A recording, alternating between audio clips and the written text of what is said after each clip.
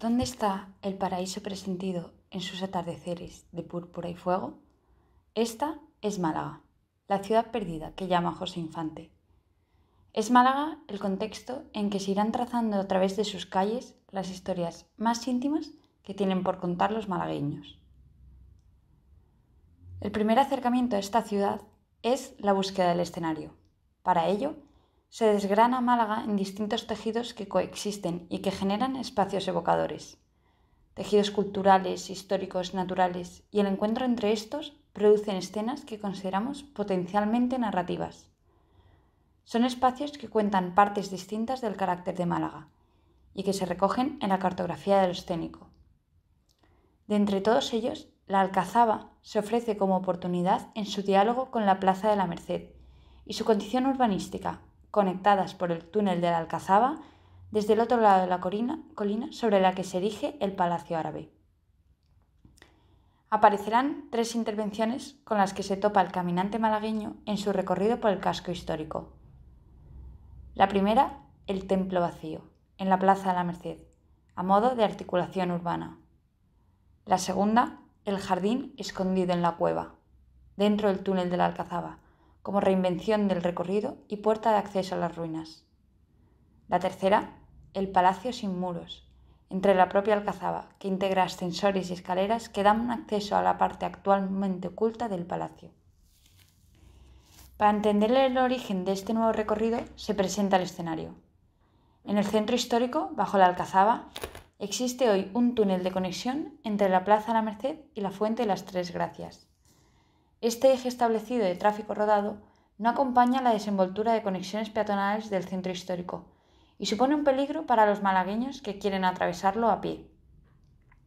Aparece a los pies de la Alcazaba un punto de conflicto entre la preservación y admiración del valor histórico de Málaga y la viabilidad de la actividad actual de la ciudad. La plaza, en proceso de reforma y estructuración, se ve aún obstruida por la confluencia de circulaciones y el encuentro abrupto del túnel con este espacio público.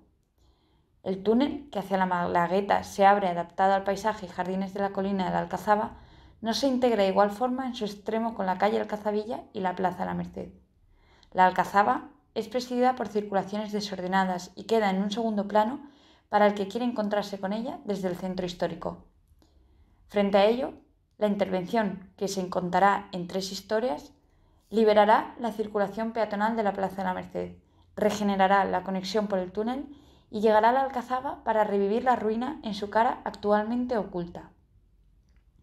Las 3 historias harán rebrotar los rasgos árabes que tintaban la ciudad de Málaga. Empieza aquí nuestro recorrido malagueño. Caminamos por el centro histórico. El bullicio de gente en calles estrechas de repente se ve interrumpido por la amplitud del espacio. Hemos llegado a la Plaza de la Merced.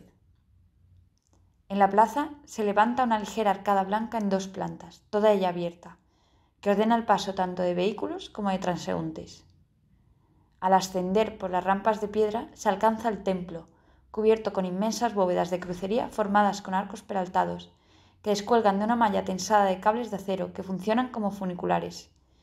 Estos cables parten del pórtico perimetral de hormigón pretensado que carga con el 80% del peso de la cubierta. Las bóvedas que cuelgan sujetan, a modo de cuentas, escamas de vidrio y alabastro que dejan pasar la luz de la Costa del Sol y que vibran con el movimiento del aire, rompiendo el silencio de la sala vacía. El edificio entero está vacío, desprovisto de toda instalación y únicamente habitado por individuos que lo recorren como un cuerpo desnudo. Deja pasar el aire por toda su envolvente cerámica, hasta que al descender por debajo de tierra se llega al aljibe, donde se almacena el agua, dispuesto a ser propulsado con una bomba de ariete hacia el túnel, haciendo nexo con los capítulos siguientes de este paseo. En dirección a la Alcazaba, como si de una gruta se tratase, los caminantes se introducen por la colina junto al túnel que recorren los vehículos, con una diferencia. En lugar de los 218 metros originales, la oscuridad se interrumpe a tan solo 34 pasos. En este punto, la galería se abre en un amplio jardín abovedado. Palmeras, naranjos, nenúfares y otras especies típicas del jardín árabe pueblan el espacio.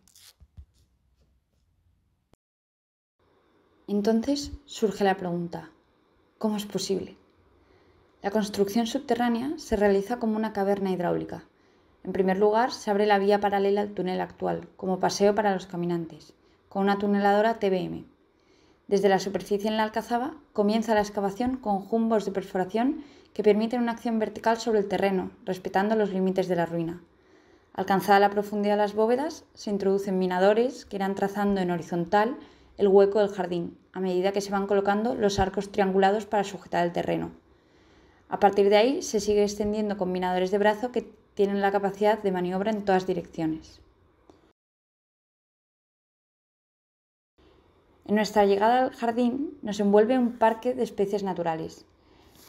Estas se alimentan con luz solar a través de conexiones de fibra óptica que se proyecta desde las bóvedas de crucería. Este sistema se inspira en el artículo de investigación del profesor Peña García de la Universidad de Granada sobre la captación, canalización y proyección de luz solar en túneles.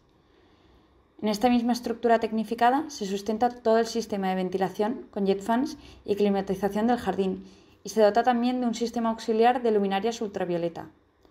Además, el agua, proveniente del aljibe en la plaza y regulado desde el depósito en la Alcazaba, recorre el jardín del túnel por estanques y canales, desdibujando el sonido de los coches, de forma que los transeúntes recorren un hábitat natural en el interior de la montaña, en lugar de caminar en la acera de una carretera. Una vez en el interior, se llega al ascensor a la Alcazaba, que completa nuestro recorrido como una tercera historia que contar.